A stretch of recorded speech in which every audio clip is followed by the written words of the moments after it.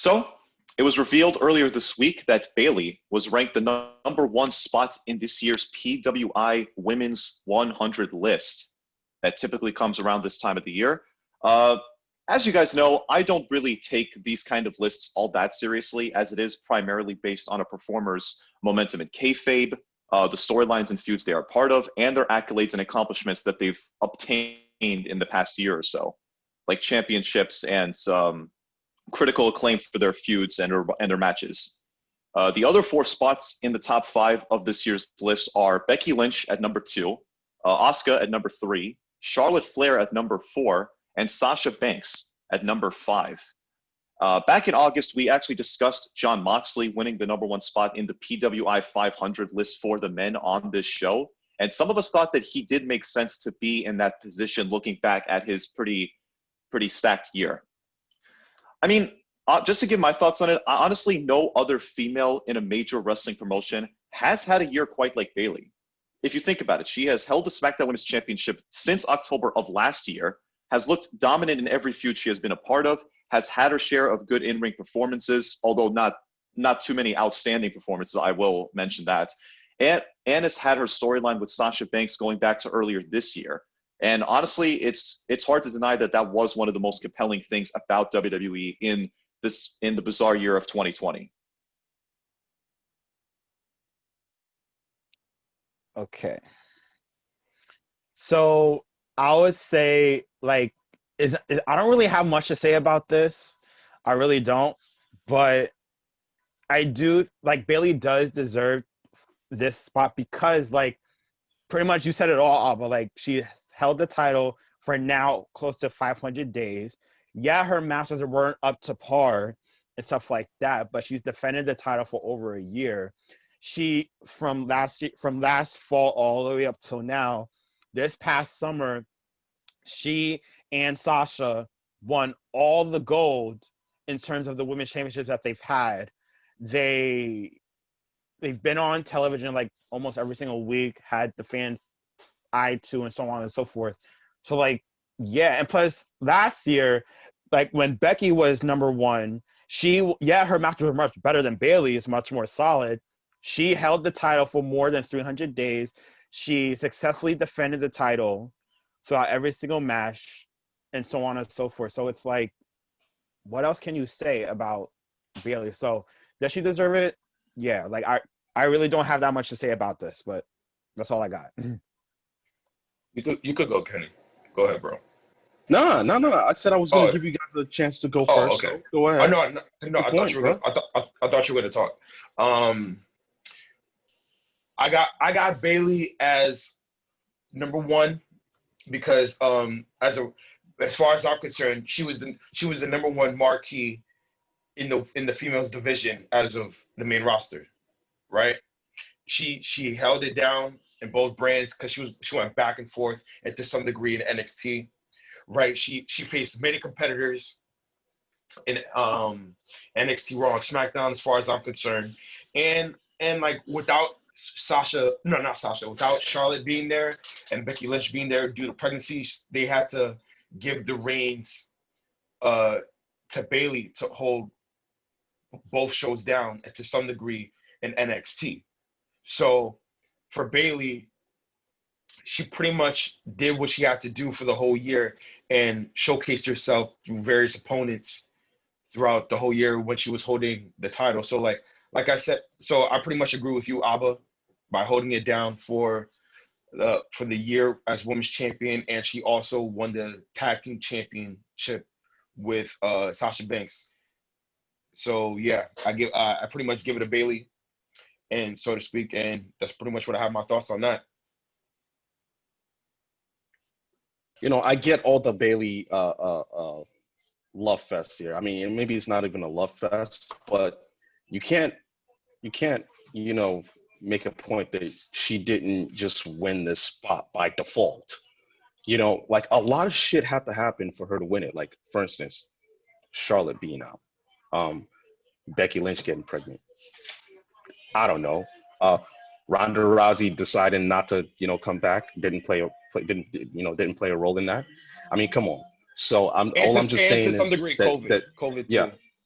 That one Right, too, yeah. exactly. Like, but look, not to take away anything from what she what Bailey has. Clearly, she's talented, and we should acknowledge that. However, she ain't the number one. She ain't the number one, and I get it. Listen, Kenny, if not Bailey, then who? Right? Like that's probably the next question that you guys ask me. Um, and I think it's pretty much anybody's game at that point. I think it's the number one spot should go to Sasha Banks and somebody, or Sasha Banks and Bailey. You know what I mean? Because a collective, I think a collective. They had a collective, accomplishment there. So you can attribute some of Bailey's relevancy to Sasha Banks. Think about it, guys. Bailey hasn't been relevant for most of her title run. Nobody gave a damn. She didn't make any show better. She didn't contribute to the value of NXT. And don't give me that BS about how she carried, NXT to some degree because, people loved it. No, nah, I ain't giving you that. Okay. You're talking about The her reason initial why run? No, I'm talking about, when she came back to NXT for a few, shows. But needless to say, Bailey is not number one. And you guys know that. Okay, you're just giving her the number one just because she had more activity. Yeah, and I get So it. who's number Hey, one? listen, the list. I think it should. Like I said, I think it should. If you put Bailey up there, you should put Sasha Banks at number one too. Okay, it shouldn't just be Bailey because I don't think the success that she had this year completely puts her solely at number one. I can't knock Okay, so that. what you're saying I can't is knock that Sasha. Yeah. So what you're saying that as a collective unit, Sasha and Bailey should lay claim to the number one spot. That's not Yeah, how well, it works, though. I will It's admit. like No. saying Steph Curry without KD or saying Michael Jordan without Pippen. You know what I mean? Like they both contributed, to the success of each other, right? And I believe that Sasha Banks won't be in the top 5 without Bailey. I truly do believe that. But also, I believe she did a lot more this year than a lot of her counterparts, than Asuka, than Charlotte. So I think she should at least be, higher on that list. So I put Sasha Banks up there at number 1 too. I will admit that Sasha Banks made Bailey's run more watchable because of Sasha. Yeah, like you could say that. And yeah, I'm not knocking what Kenny said because like that's a solid case. And to be honest with you, if it wasn't for Sasha, would we would view Bailey differently and possibly might change our picks because you can make a case that Sasha made Bailey become number one on this list based on how Sasha was with Bailey the majority of the time that she was champion this year. Yeah. Especially when they won all the gold over the summer. The minute that they won all the gold over the summer, Bailey held her own, but Sasha was bringing it way more to both Bailey's reign, their tag team reign, and even when Sasha won the women's championship on Raw, that reign too. So it complemented all 3 accolades that they achieved over the summer. I have a question for Kenny. So like, because I know you have to pick one, like, but who would you choose? Like you said Bailey and Banks, but if you had to pick one, would you pick Banks or Bailey? I'd honestly put Sasha just because Sasha took. Let's understand something here, and I'm not taking anything away from Bailey and what she's accomplished, right? Yeah, of course. She was literally a nobody with the championship when she had it, okay? And you guys can't even deny that, all right? She was a nobody with the championship belt, which means at some point, right? We didn't care who had the women's title, okay? after Bayley left, I'm sorry, after Becky left, after Charlotte left, we didn't give a damn. We didn't give two fucks about who was champion until Sasha came back. When Sasha came back, that's when everybody listened again. That's when everybody was like, oh, okay, all right. That's the shit. Right. The thing with Chris Jericho, the back and forth with Chris Jericho about being the demo, you know, beating the AEW and things like that. Like, that's when it was relevant again. When Sasha came into the fray. Okay? So all the success, literally the success that Bayley has had, right? The relevancy and the recognition that she's had throughout the course of the year, right, didn't come to fruition until Sasha joined the fray. So I'm giving this has more to do about Sasha than anything else. Though I will admit that Bayley does have more activity. So based on activity, I get why they give it to her, because activity does play a huge role. It does in factoring who's number one or not, right? But in my book, in terms of relevancy, like the reason why I said John Moxley was number one wasn't even because of his activity in wrestling like 3 different promotions within if you look at it within a span of 12 months, right? It wasn't even that. It was just the fact that he turned the wrestling world on its head, literally, right? Like we have never seen a guy like, you know, that marquee leave a wrestling promotion and then go to other 2 huge promotions and wrestle on by himself. So Sasha didn't, you know, Bayley didn't turn heads when she was champion. She didn't do anything like that. She wasn't relevant in any way. The only reason we cared about her was because she had Sasha. And we all thought that, you know, that this was a good chance to renew that feud. So to me, man, this is just Sasha's, I guess she's just, Bayley's just guilty by association. You know, she doesn't deserve to be in the number 1 spot based on talent alone, at least, or based on relevancy of the titles that she had.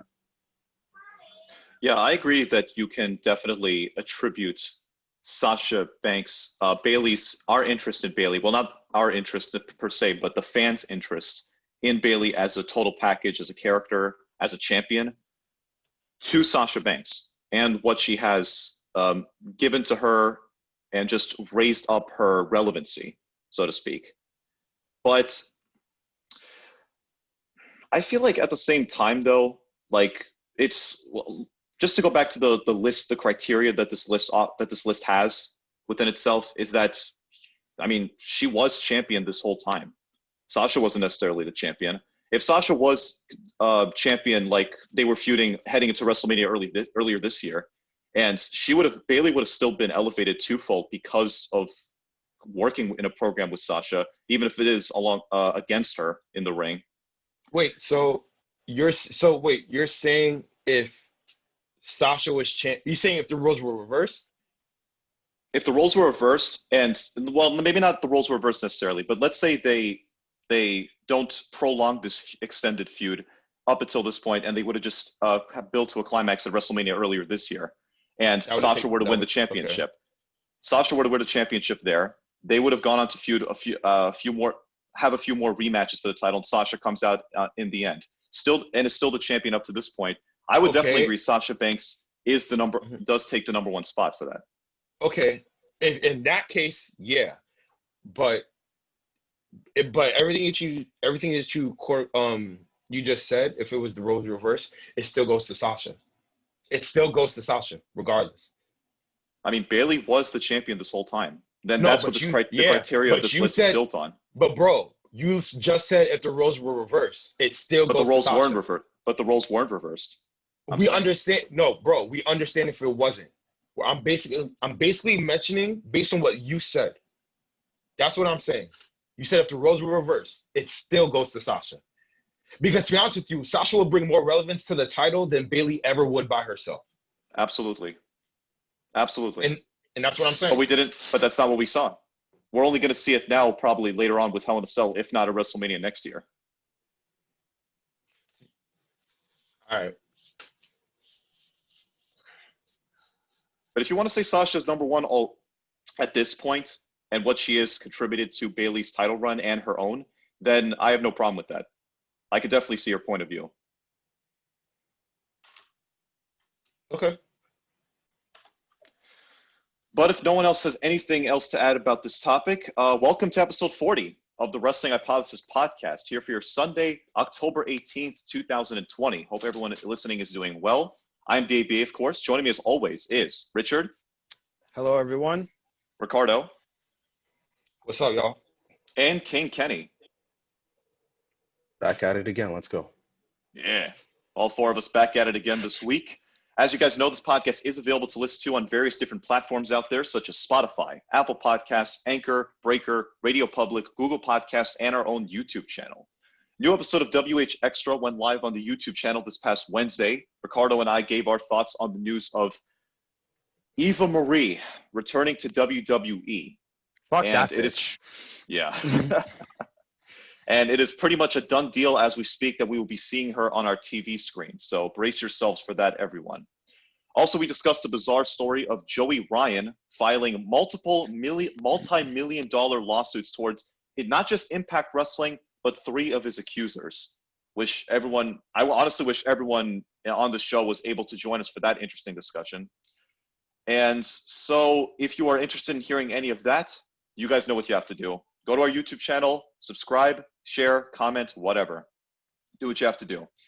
If you're listening via Apple Podcasts, please be sure to give us a star rating as well as some thoughts on what you think of our show. And if you haven't done so already, you can check out any of our older episodes back in the archives using any of the platforms I mentioned earlier, as well as visiting our own website, anchor.fm/wrestling-hypothesis.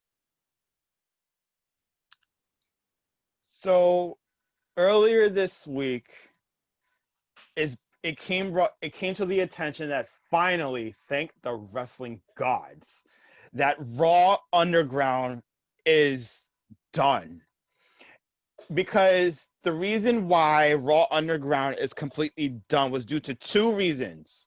1, the pandemic, and 2, Vince wasn't down with Raw Underground from the very beginning. But here's my thing, though. The reason why, the reason why Raw Underground was a dub from the jump was because there was no point of putting Raw Underground on TV to begin with.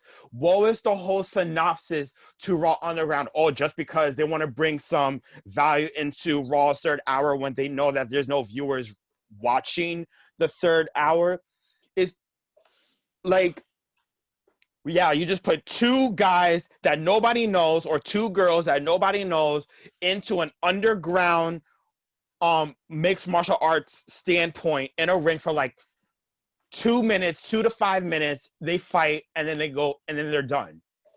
But then you guys tried this way back in the day. Ricardo, I don't know if you remember this. Remember when early Attitude Era they had the Brawl for All? If you remember that. Ricardo? Don't even remind us of that. So that's what I'm saying. I'm like, thank God that they took this away because Raw Underground was a dub. And then now Vince said, why is this on TV if we're trying to bring back our main viewers for our 3rd hour? And then that's it. Okay, hold up.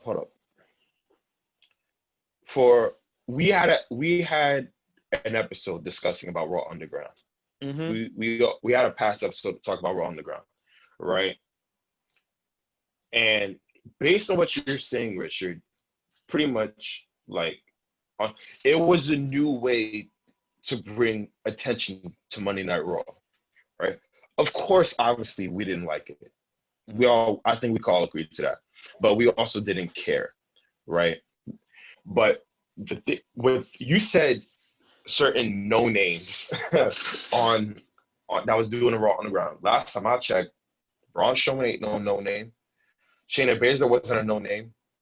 Dolph Ziggler wasn't a no name and shit like that. I wouldn't say that, but the way that they went down with it for Raw Underground, yes, it was similar to the Brawl for All back then, but back then, honestly, because I used to watch it, they were actually knocking niggas out. Like I understand. they were actually knocking niggas out. But for Raw Underground, their way is to bring in new viewers. If it was done, it's done. It was short-lived. We all saw this coming. We saw this coming. We knew it wasn't gonna last. So this ain't surprising to me or to Kenny or to Abba, right? Honestly, I think you were like the only one that was dead passionate of getting rid of it so religiously. You would then throw a parade on our block and be like, yo, Raw Underground is done. Hip, hip, hooray, whatever. We all saw this coming. We had an episode back then validating that it wasn't going to last long. Okay?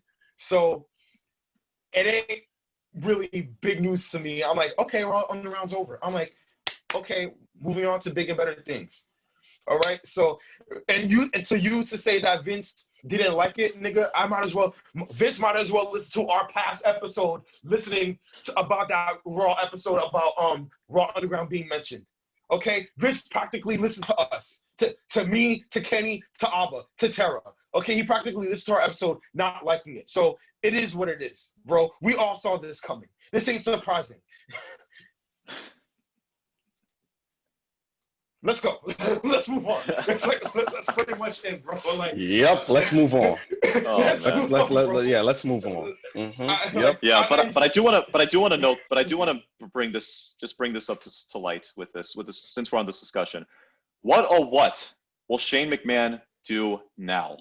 A member of the McMahon family now has nothing to do on WWE programming? It couldn't be. But seriously, I wouldn't worry. He'll be back. They always do. Listen. Look. Shane needs to get the fuck out of here. Okay? He is a multi-millionaire. He does not need to be doing this. Okay? This man needs to go and enjoy his millions with his family and his wife. Okay? Bro, let's like, let's go. Let's move on. Just wait. Last comment I just said, King said, I'm like, it's a reason why Shane left back then, and you didn't hear him for over 5 years, right? And the fact that he went back to do Raw Underground, it's upsetting, and it's so beneath him. It's so beneath him to do this, right? Like, right. He knows better than that. But he's back in the good graces. He's back in the good graces with his father in WWE. So it's not like it was 10 years ago. But Raw Underground was his idea, and Vince hated it from day one. Oh right, yeah. He wanted to buy out UFC in the mid 2000s, back when it was still an underground promotion. So hey, I guess he got something out of it. Yeah, but let's move on. Keeping it on news. Figure I'll bring this up to speed. Keeping it on news uncovered on Meltzer's Wrestling Observer newsletter, there was an item on there that concerns an update on the anticipated Roman Reigns The Rock match at a WrestleMania event. He reveals that The Rock loves the idea of putting his cousin Roman Reigns over in front of a sold-out WrestleMania crowd.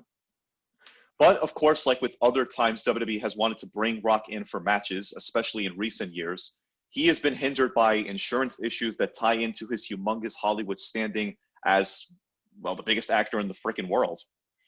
Furthermore, Paul Heyman was recently part of an interview with Ryan Satin and revealed himself that it was Dwayne's idea of having a match with Roman, indicating that this is a match that both parties really, really want to make happen. And we've had a discussion on this potential match happening a few episodes back. I don't think it was that long ago. And it's hard to argue that this is probably the biggest match that WWE could book at a WrestleMania event involving a full-time wrestler in Roman Reigns. Yeah, absolutely, man. Like this is definitely monumental. You can't get a better main event, a WrestleMania match than this in the modern day era. So it's definitely, if they can get The Rock to sign on the dotted line, dude, the asses and seats, the ticket sales, oh my God. I mean, come on. It's a wrap. It's done. It's over. Take my money. Facts. I would pay any amount of money to see this Roman Reigns versus The Rock. If it was 2 years ago, I'm not watching that. I'm like, yo, The Rock would have whooped his ass easy. But for me and Kenny, bromance, like the one guy that will make this rivalry elevated to greater heights. It's not The Rock. It's not Roman Reigns. It's our nigga Paul fucking Heyman. It's our nigga Paul Heyman that will elevate this place.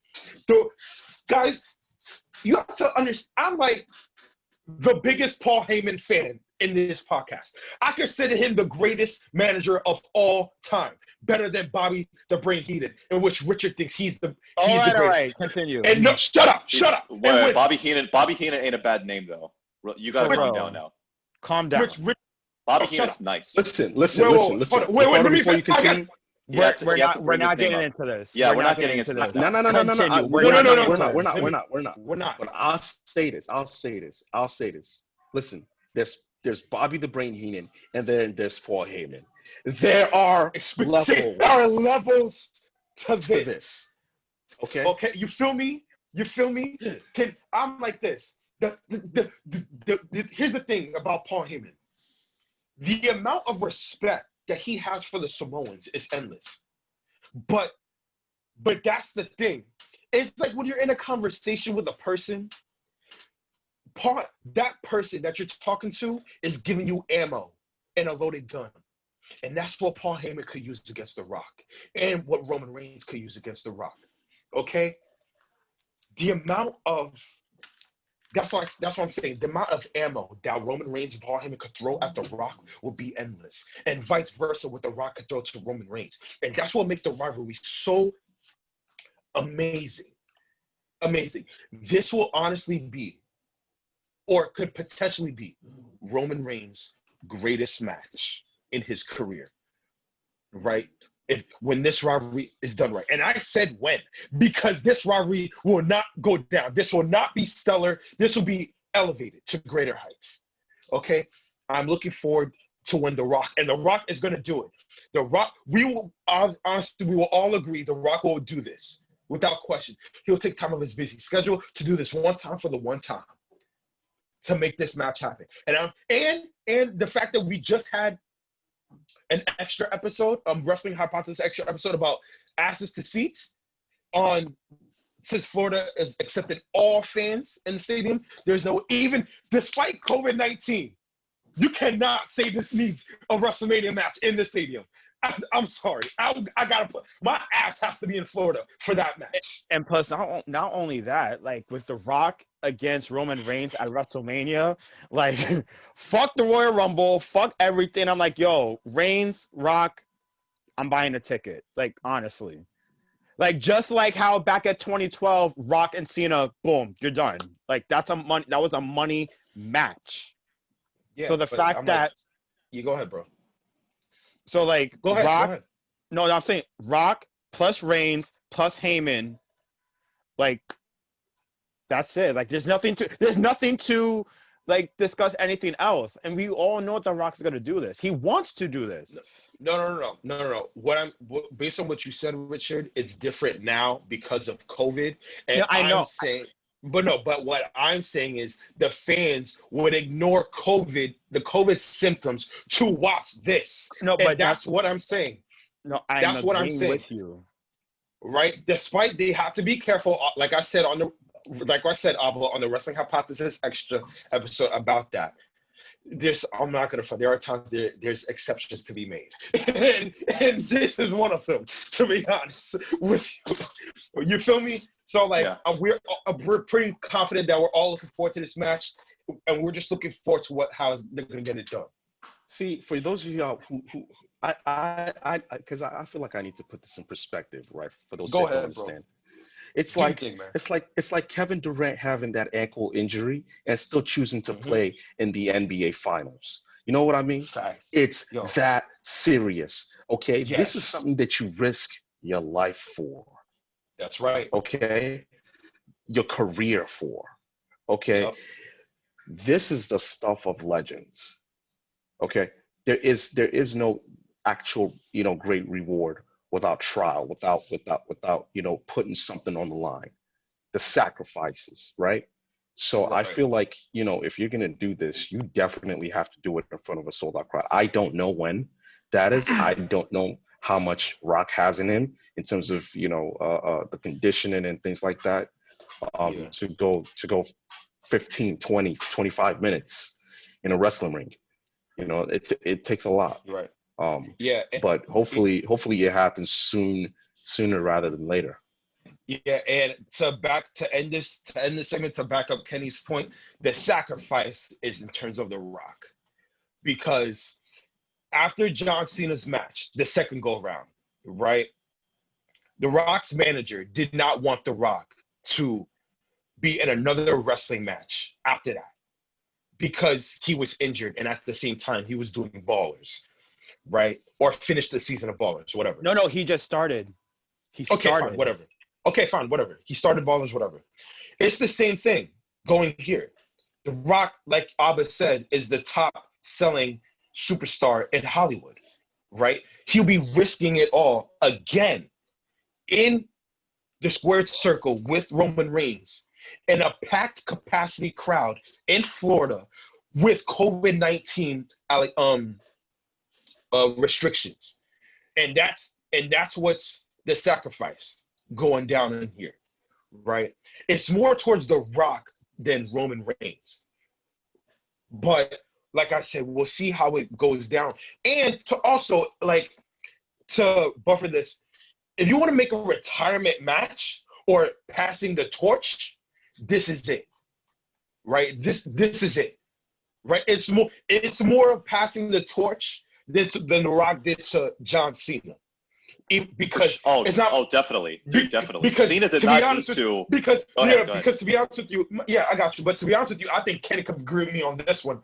John Cena, The Rock did not pass the torch. John Cena took that shit and elevated it, okay, to greater heights. John Cena took the torch, right? But in terms of the Samoan heritage, right, that's passing the torch from The Rock to Roman Reigns, and we will see how this goes down. Hopefully next year, because I think that's the best starting point.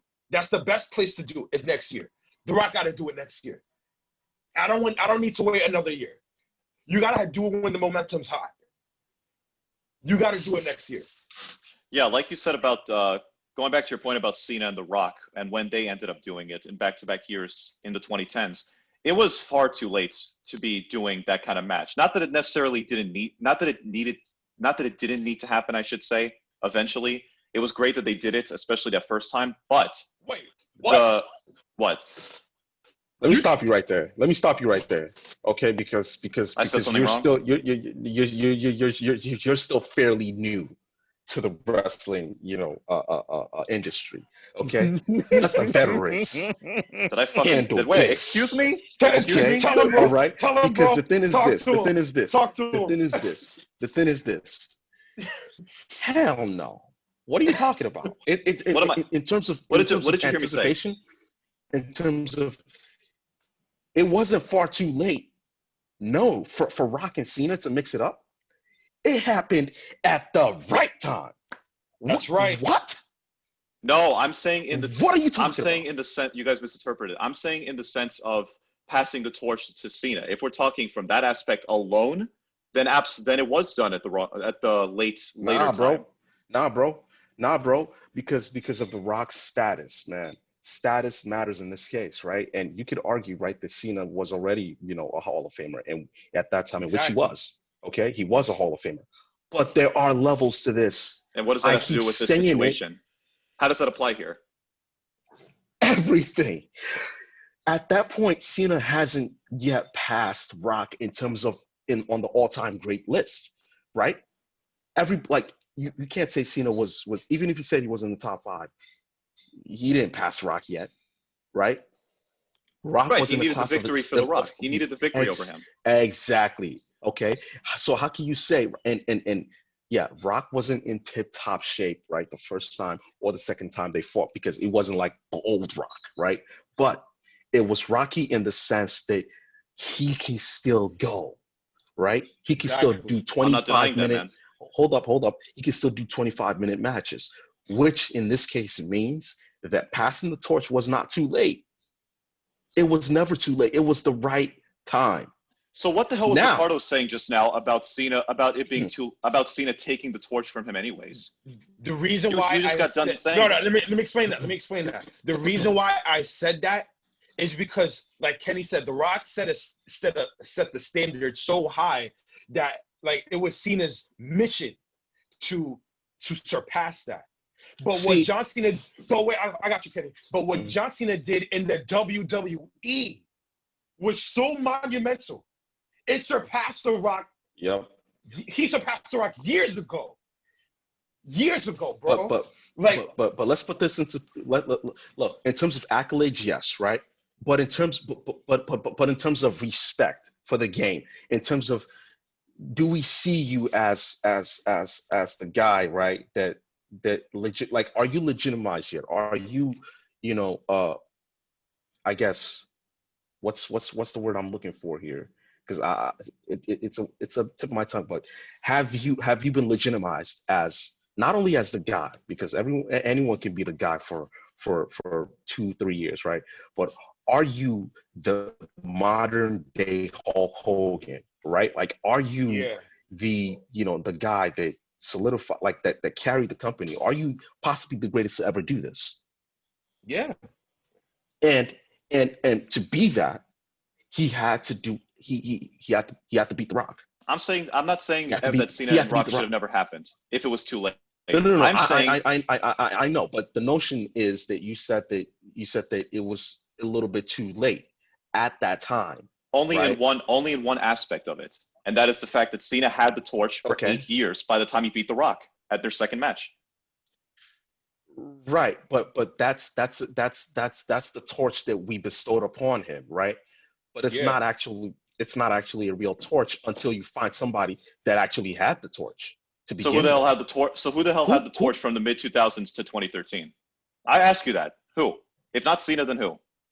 Well. Guess what? Rocky left with the torch, right? Right, but he didn't pass it to anybody. Sorry, I can't give that to you.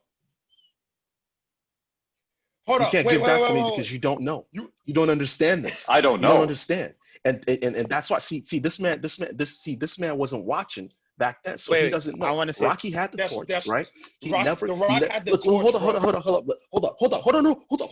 on. Let me school this young man. He got to get this on me. Because try. Go ahead. Because you're right. Okay. Stone Cold had the torch. Okay. Okay. Because Rocky couldn't beat him. Because Rocky couldn't beat him, right? For all those years, he still had the torch. And then Stone Cold passed it to Rocky. Are you following me? Yes. So far, so good, right? Mm-hmm. Okay. Rocky then had the torch, right? Okay. Then he kept it, left for Hollywood, right? Cena came in, solidified himself as the guy, right? Are you following me so far? Okay. Right? Okay. Solidified himself as the guy, right? While Rocky still had the torch in Hollywood, right? And everybody was saying, chirping, oh, what if The Rock faces Cena? For years. But of course, you weren't watching back then, right? Mm-hmm. Not yet. Right. Not yet. We know. So, Rocky still had the torch, right? Cena battling, chirping on the internet, everybody, talking and shit like that, okay? Rocky comes back. Cena has the imaginary torch, but not real, because obviously they don't think he has paid his dues yet. But because Rocky came back, right? Everybody thought, okay, well, Rocky used to have the torch. Cena, you're the guy now. Mix it up. Let's go. For what? 10 plus years. People have been clamoring, right? That, okay, this needs to happen. And it finally did. Okay, so it's Rocky, the greatest superstar of one generation, versus Cena, the current greatest superstar of that generation. If we're okay, collided. So let me take your perspective there for a sec. If we're going by that kind of logic, then Roman Reigns was given the torch from John Cena at No Mercy 3 years ago because they had their first match. Roman Reigns beat him up straight up. Sure, you can say that, but guess what? Roman is Roman is the guy right now, and everybody acknowledges that, right? And yes, you can say that you see him passing the torch, but this is a different torch. See, when you say what it's so significant what Roman says, and this is part of your schooling, so get your notebook, okay? It's so significant what Roman says. When he says, hold up, when he says, I am the tribal chief, when he brings that to the table, it's a wrap. It's over. Because what you're acknowledging is that those that come before me, you know, The Rock's father, what was his name? Rocky Johnson. Rocky Johnson. Yeah.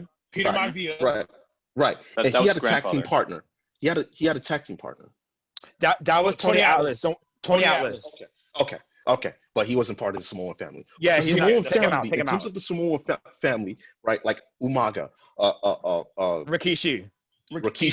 You know, Peter the Rock's father, his Peter grandfather, right? You said Peter Maivia.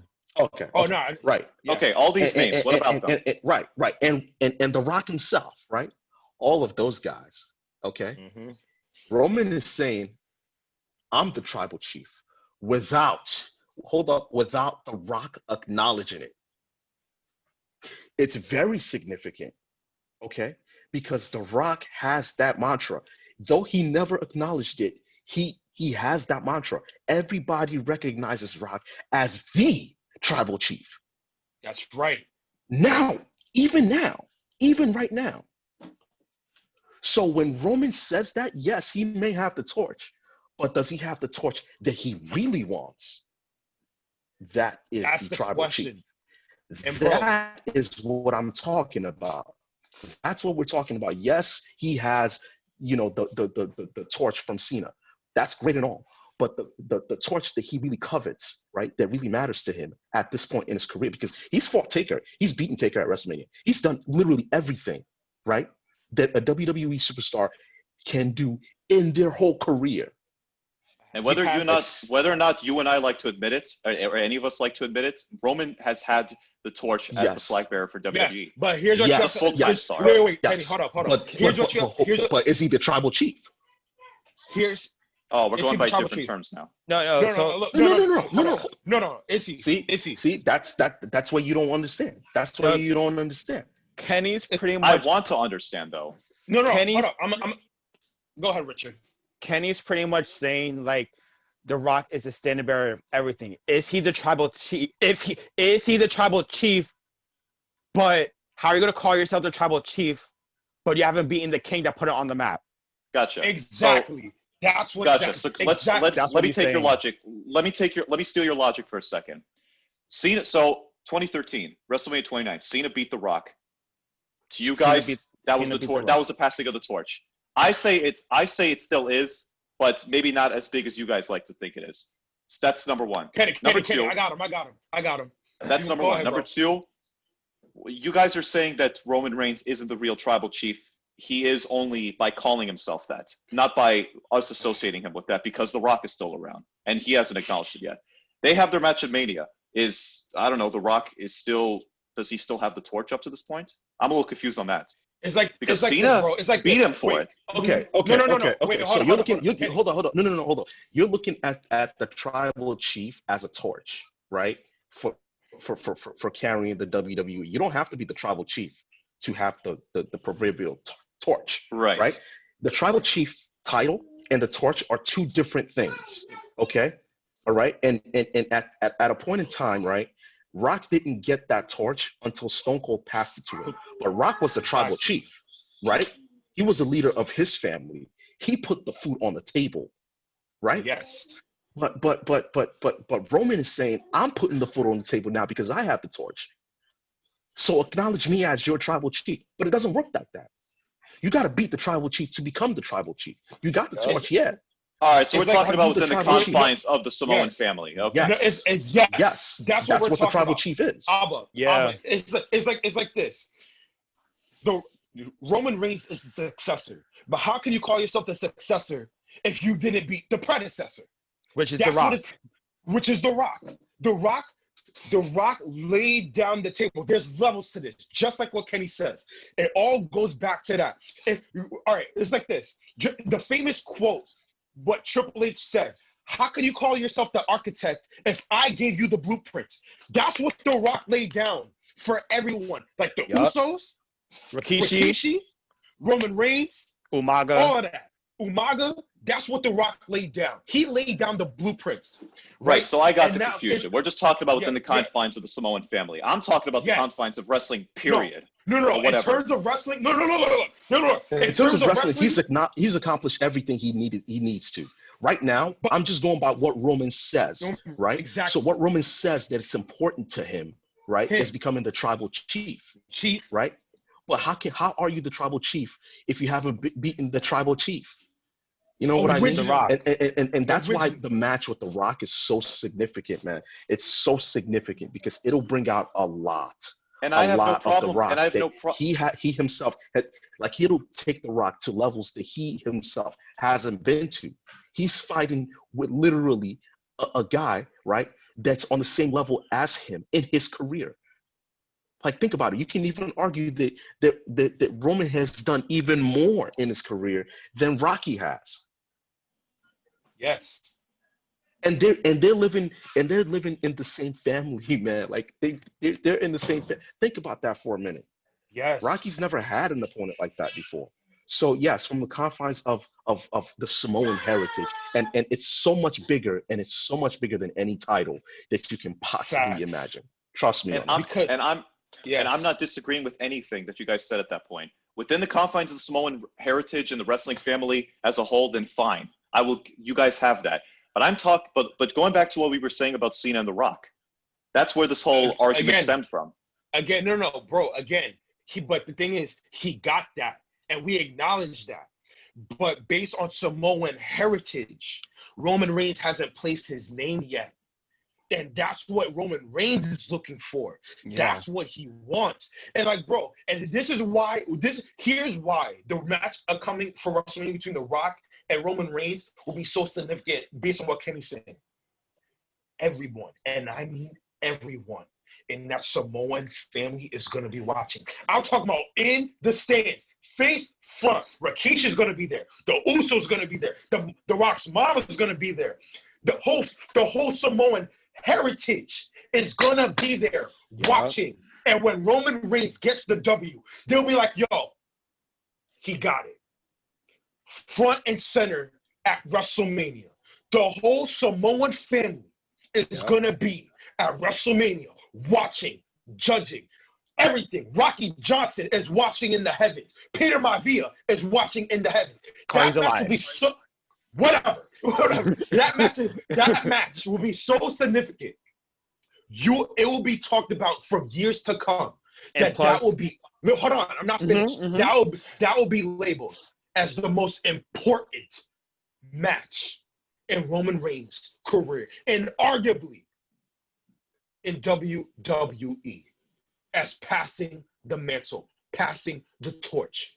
That's how high the significance of that match will be. But you guys are all acting like I'm downplaying this match. Like, no, we're not. We're not saying that. Not saying that. We're just making you understand on how, based on what you said, how important this match will be. Nah, he's just saying that the torch has already been passed from Reigns to Cena already, which I agree with. Exactly. Which I agree with. We agree with that. I definitely agree with. But Roman is saying no, it hasn't been passed because there's actually a torch, another torch guy, here, right, that I care about, that I want, right? That's the real torch to him. Yeah.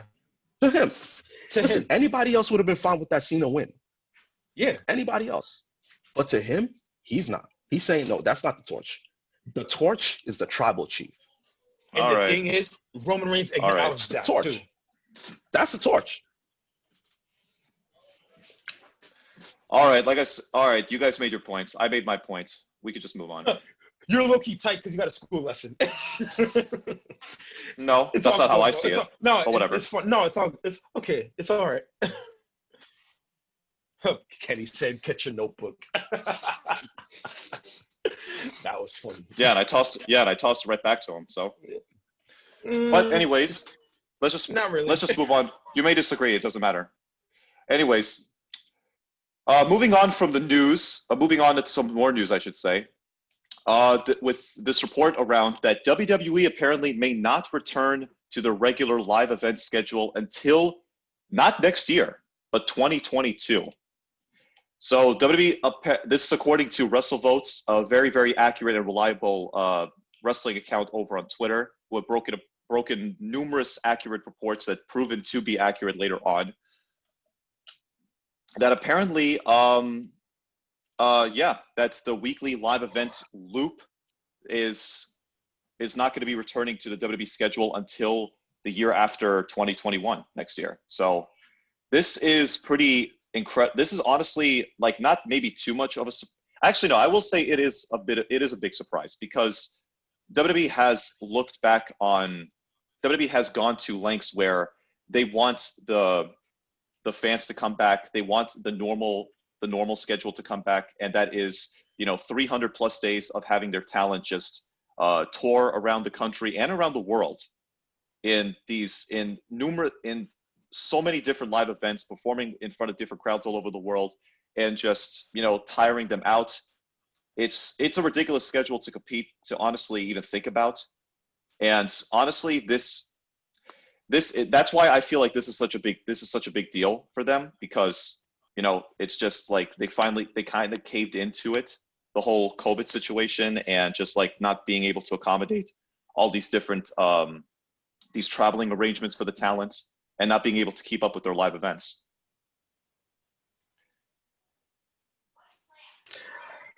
Good. Because one, they ain't gonna sell any tickets. Okay. Two, nobody gives a damn about live events. And three,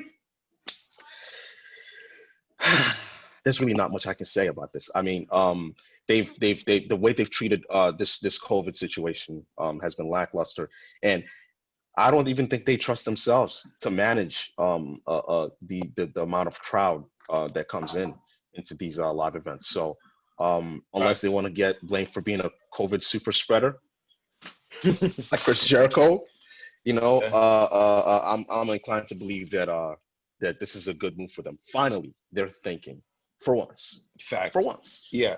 And Abba, it goes, remember, based on our podcast episode, based on the question that in terms of the state of Florida about being reopened, and like in terms of their live events going around the world, obviously, like I said before, they have to be careful on how they manage everything due to the whole COVID-19 pandemic. And we all know that the COVID-19 is actually rising within the States and also around the world. So basically, they're playing close to the vest. They're being smart about it, finally. and yeah, I gotta give credit. I gotta give them credit for actually being smart and logical, for being careful, instead of wanting like, yo, let's go to this city, let's go to that city. No. COVID-19 changed the whole dynamic of the entire world. It's a new era, right? And in this era, you got to be conservative and careful. And now they're actually now might possibly give a damn about their stars, about their health concerns, obviously. So we will see what happens down the road on how they will handle their live events. And you said 2022, correct? Yeah.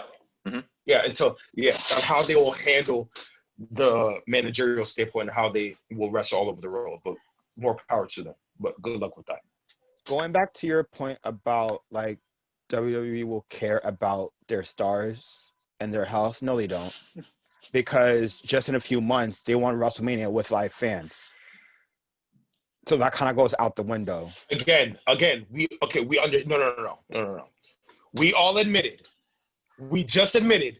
No, I know. The Rock versus Roman Reigns is a place that all of us fans will honestly go to. I'm not finished. We all admitted that. Okay, despite COVID-19, my ass is going to WrestleMania to watch that. Okay, so that's number one. And number two, you can. They said they won't wait till 2022, right? They're actually going to be more careful and more smart on how they will go things, because they finally realize what's going on, it took them long enough for those dumbasses to realize what's going down, right? Now they're being steadily careful, and 2021 is just 2.5 months away. 2021 is their, how can I say this? How they're gonna manage Like your things. your reset button, something like Not that. the reset. I wouldn't say the reset button, but they're going to say like, how are we gonna? They're actually planning in 2021. How they're gonna go through this? How are they gonna plan X, Y, and Z? And that's what we're waiting on. We're gonna see how they're gonna manage that, and that's what we're saying. It took them long enough, but better late than never. So, like I said, it is what it is. We'll see. That's the how motto they're for gonna go WWE. down. Exactly. Better late That's than the never. motto for WWE. Better late than never. Exactly, Albert. When it comes to a lot of their plans, yeah. You gotta Yeah, love Vince and his style of thinking with these situations. Yeah. Right. Yeah. So, let's talk about one Orange Cassidy. AEW. Yeah. So, Yo, we did not talk about AEW for a minute. Damn. it's felt that way, yeah. It's felt that way. I mean, we did mention it on Extra earlier this week about the anniversary show, which I thought was a pretty good show. Oh, that show was solid. Mm-hmm. Yeah, but back to what I wanted to mention with Cassidy. Speaking of the anniversary show, Orange Cassidy lost a title match against Cody for his newly won AEW TNT title that he won the previous week from Brody Lee. It was a great match. Great freaking match. I enjoyed the hell out of it. Orange Cassidy looked like he belonged. And even though he didn't win, I feel like a lot of greater things are coming set for Cassidy. So my question to you to all of you is this. Do you guys feel that Orange Cassidy can be a main eventer? Nope. But No. Hold up. Can be a main eventer or is a main eventer? Well, I mean can in the sense that he will eventually really get there to that position. Okay. Then that's why it feels better to ask that. Then I have to preface my comments, because if you're saying, 2 years from now he'll be, a main eventer, then yes, he will be.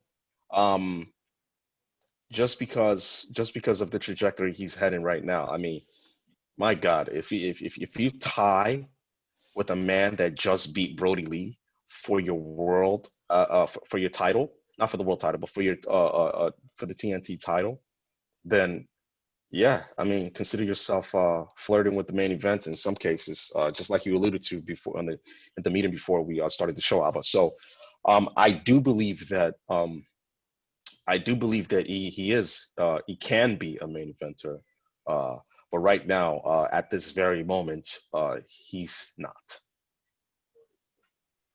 To me, main eventer, you need to bring something different to the table, right? And we're talking about Orange Cassidy here. No.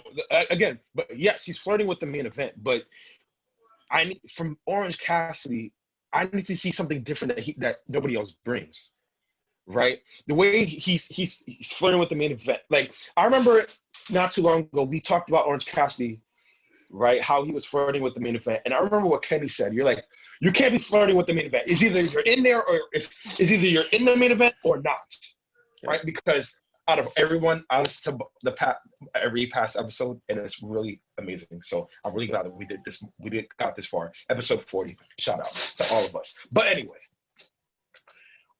we talked about not too long ago how Orange Cassidy could possibly be an eventer. But what Kenny said, and I completely agree with him on when he said this, you're either in the main event or you're not. You're there or you're not. To me, he's mid-card at best. And there's nothing wrong being a mid-carder. There's nothing wrong with being a mid-carder at all. For example, look at The Miz. The Miz is one of the best mid-card talents I've ever seen. Okay? I love him as a talker. He portrays himself as he's one of the best Intercontinental champions ever. Ever. Kenny acknowledges that he's a main event talent, but he could be a main event talent, but he's really, really good at the mid-card status. And he acknowledged that himself.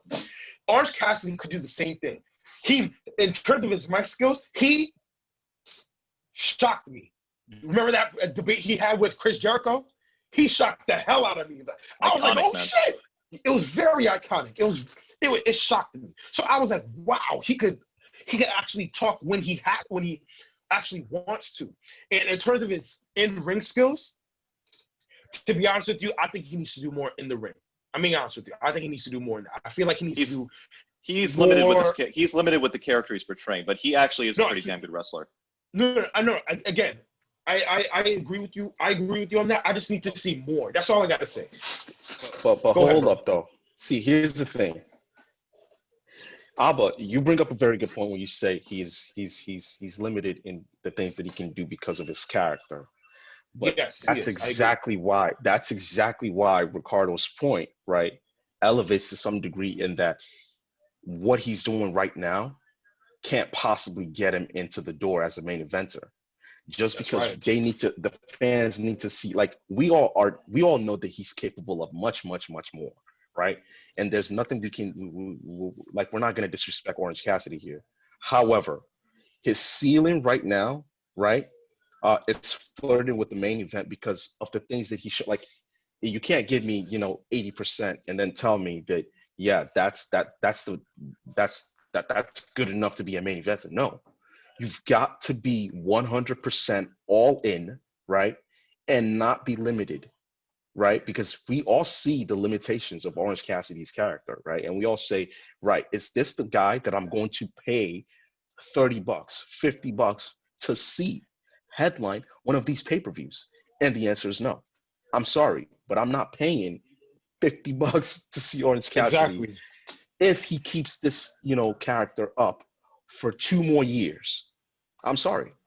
So If he has to show, right, 100% of his arsenal, right, 100% of his speaking ability for me to say, okay, he's a main eventer now, and then I'll spend $50 to see him wrestle Kenny Omega or Pac one day, right? Because these are the guys. These are the guys in the same division that he's facing, right? So I just want to see more from him, right? But so far, right, if this is what he is at 80% or 70%, I can't wait to see what he is at 100%. So I'm gonna say yes, he can be a main eventer, but he needs to show more in order to break through those doors. All right, so you're changing answer to yes, but you got more. No. My answer has always been no, because he said Abba, said, can he become a main eventer? Oh, okay. Can he be a main eventer? Okay. The answer is yes. I think the answer is yes because he hasn't shown, all that he can do yet. And right. I mean, think about it. He hasn't shown all he can do yet, and you're still damn impressed. He's flirting with the main event. No, I got you. And you're still pretty damn impressed with what he can do. Imagine if he gives you everything he has, literally everything, in terms of the promos, in terms of the in-ring work. Imagine if he gives you everything. Ricardo, think about this. If he's already flirting with the main event, Ricardo, now, think of it like this. He's gonna shoot through those doors. Ricardo, think of it like this, and this applies to everyone too. Imagine what you saw. Take the Cody match and that we saw this past week at the anniversary show. Okay. And apply a good few weeks of, or maybe even a month of a build, storytelling, the promos, the video packages, and just the hype behind it. Mm-hmm. And you get the exact same match quality that you got move for move. Would you pay a good amount of money for that? I would pay a good amount of money for that because due to his opponent in terms of Cody Rhodes. I ain't saying no to that. But the thing is, he had, in terms of Orange Cassidy's point, he had almost not a similar opponent, but he had a different opponent that was also a main event talent, and his name is Chris Jericho, right? We all thought that if he fought Chris Jericho would help Orange Cassidy uplift his character to possibly in the main event scene, so legitimately, right? But due to the fact that he's still mid-card and going after the TNT title, it still shows the limitations that he has currently right now. If there was one thing, in my opinion, that I could see him as a main event star is like a metamorphosis. I feel like if he changed, like similar, like remember what, I'll take Roman Reigns for example. Remember when Roman Reigns was like Shield dynamic? Yeah. Right? He was so Shield dynamic. He was still associated with the Shield and stuff like that. And he changed his whole game by becoming the tribal chief. Right? If Orange, not in a similar sense, but if Orange Cassidy could change to some degree, like not the tribal chief, but similar like that, and if he changes like in that way, and obviously his mic skills will go up, his wrestling skills will go up, then yeah, he's obviously a main eventer.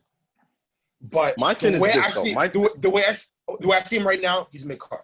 My thing is this. If he stays consistent with that. If we are to have a serious discussion about main event, right? Put the world title into the picture, right? Mhm. Because that's the goal of every main eventer Okay. is to have the world title. Yes. And this is where I have my reservations, because even I can't even ignore this. And I'm so flaky with this topic because Orange Cassidy doesn't give me a lot of proof here. At least not enough sample size for me to make up a real Case. legit argument. But guys, do you actually see this man Orange Cassidy competing up to par, move for move, match for match, promo for promo with guys like Moxley, Kenny Omega, Paige, Pac, No. freaking Brody Lee? Like, God, these guys are legit. Exactly.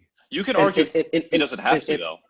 But he does. No, he has to. those are your counterparts, man. And I'm telling you, Abba, if Orange Cassidy, by some miracle, if he wins the AEW world title and he has to defend it against a guy like Brody Lee, He's gonna lose. Come on, guy. Like, He's gonna lose. You get what I mean here, Abba, right? Like, you see, do you see where I'm coming from at the very least? Like, I need to take you more seriously. I need to see a killer in you. I need to see something in you that makes me say, okay, one, not only do you deserve to be the world champion, right? But you have a legitimate shot of defending it, right? So that I, as a fan, can be invested in the match, so I can pay $50 to see one of your matches as a main eventer. And right now, he just hasn't, he hasn't done that for me yet. I hope he does. He can be a main eventer, but is he a main eventer right now? Not by any stretch. And that makes my point of what he might have to do. And that makes my point of what he might have to do to become a main eventer.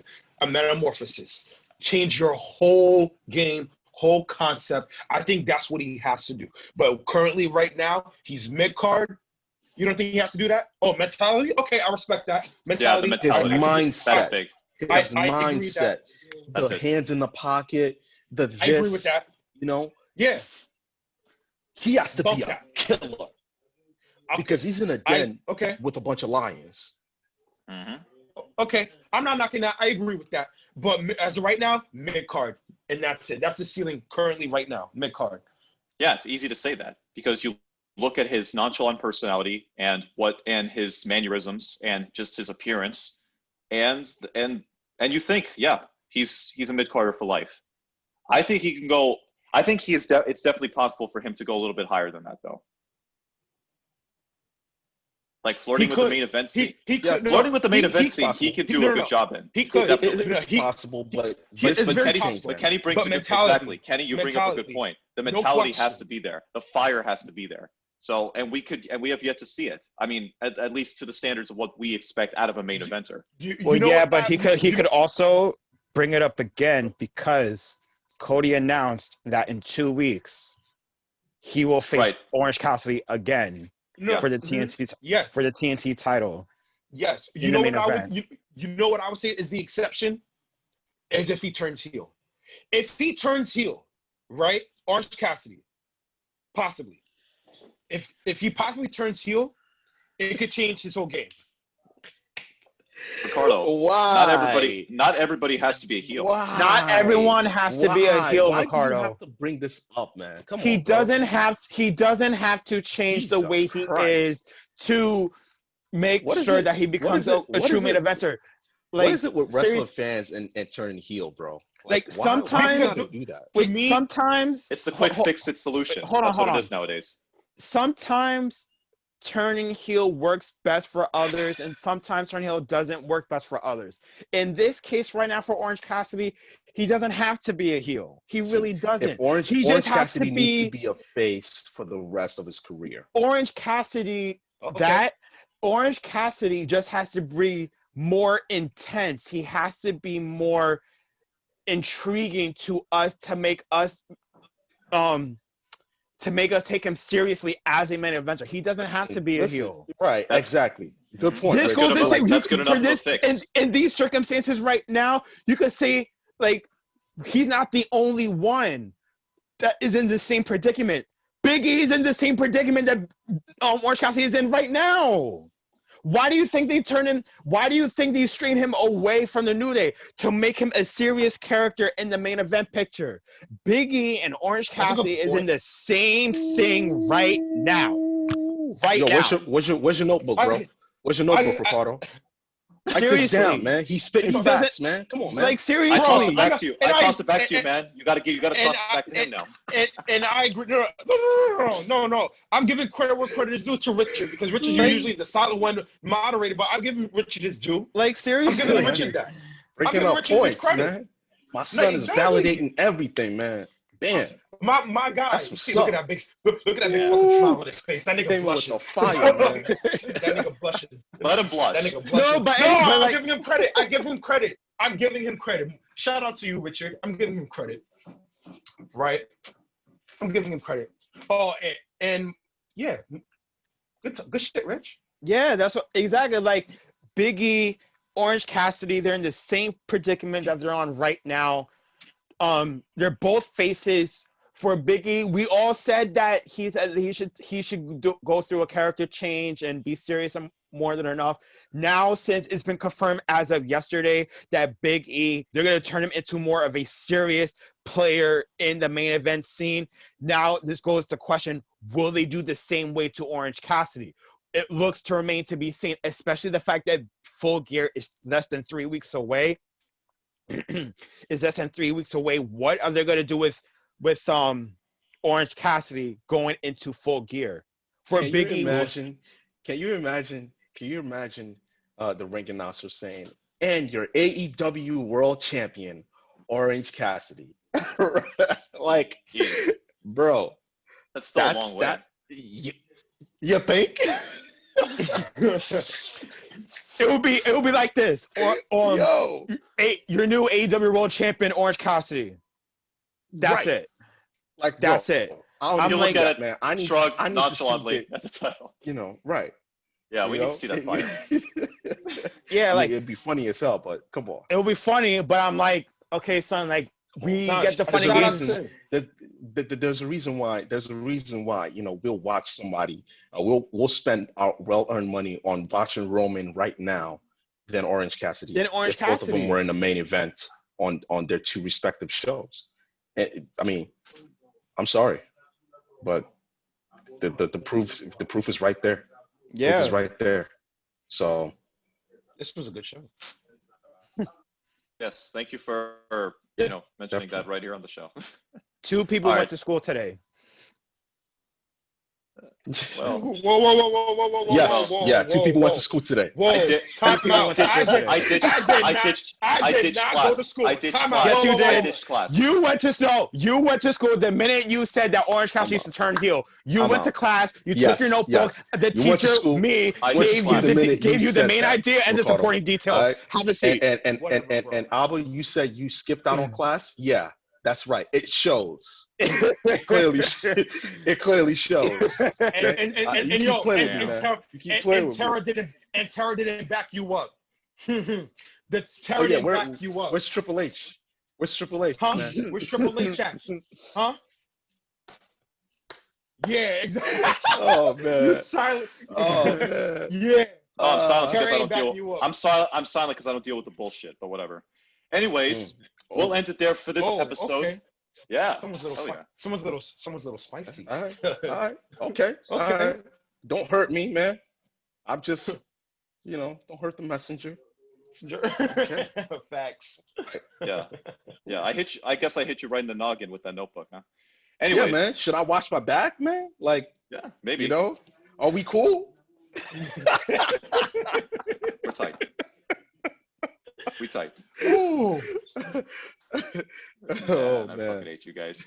We'll end it there for this episode. I know. Hope you all enjoyed episode 40 of Wrestling Hypothesis. Be sure to follow us on Facebook or Instagram for any updates on the show, as well as on news reports on wrestling that you can find out through us. And a quick message to all our listeners. Thank you, episode 40. Wow, that's actually no small feat. I'm glad that we're able to make it this far and give you guys the content that you guys that I hope you guys enjoy every single week. Absolutely. And I'm just grateful for it. Like, More to thank come. you guys. More to come as well. Yeah. Way Much more to guys. come as well. Here's the 40 more, man. Yeah. 40 more. Absolutely. Nigga, we're going to 100. I don't know what you're talking about. We're going to 100. Baby steps. Triple bro. D. Baby steps. Baby steps, exactly. True. First, let's get to another 10 in episode 50. That's another big thing Episode there. 50. Yeah. But Awesome. but yeah. Awesome. Yeah. We will be back sometime in the week for another edition of Wrestling Hypothesis Extra. That'll be episode 13 of that. So until then, have a good one, guys, and take care. Be safe. Take care. Stay safe. Later. Stay safe, y'all.